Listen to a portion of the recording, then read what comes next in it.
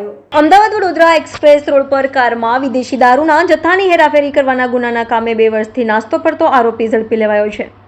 Crime બ્રાન્ચની ટીમના માણસો પેટ્રોલિંગમાં હતા। દરમિયાન બાતમીના આધારે પ્રોહિબિશન બુટલેગર ઇસમને વિકાસ ઉર્ફે ગદી મહેન્દ્ર સોલંકી ઉંમર વર્ષ 29 રહે ગદાપુરા સ્લમ ક્વાર્ટર્સ ગોત્રીને તેના ઘર પાસેથી પકડી પાડવામાં આવેલ હતો।